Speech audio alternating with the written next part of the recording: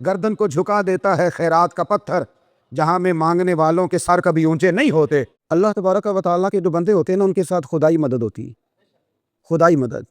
ایک فقرہ داتا صاحب نے لکھا ہے، آپ فرماتے ہیں جب تو اپنی ذات پر، خیر یہ حدیث پاک ہے لیکن آپ اس کی تشریح اپنے لفظوں میں بیان کرتے ہیں، فرماتے ہیں اپنی ذات پر سوال کا دروازہ نہ کھول بیٹھنا، اپنی ذات پر سوال کا دروازہ نہ کھولنا، کبھی ہاتھ نہ پھیلانا، جو ہاتھ پھیل جاتا ہے وہ دوبارہ پلٹ کر کبھی واپس،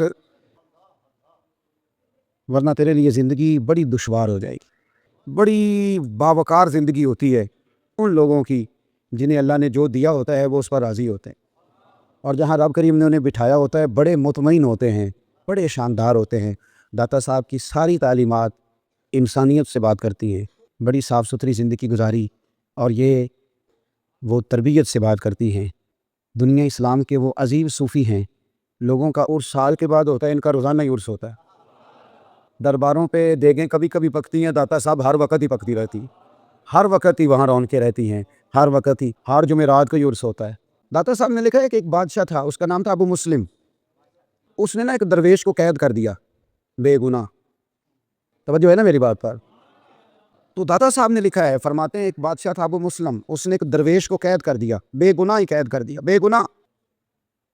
رات کو نا اسے خواب میں نبی کریم علیہ السلام کا دیدار ہوا۔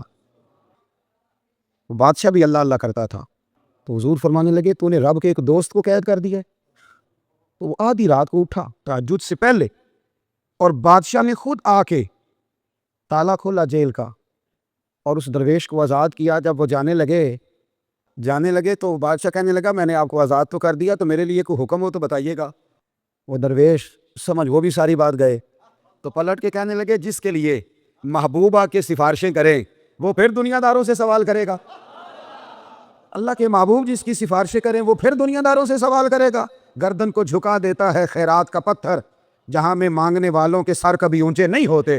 وہ ایک شاعر تھا نا، آپ کو یہ شاعروں کا بھی ہر آدمی کی الگ دنیا ہے، اور سارے اپنی اپنی دنیا بسا کے بیٹھتے ہیں، اپنی اپنی اصطلاحات ہوتی ہے، دوسرے کو قبول کرنے کو تیار۔ شاعروں کی بھی دنیا ہے، کئی دفعہ یہ بیچارے 5-6 دن منہ بھی نہیں دھوتے۔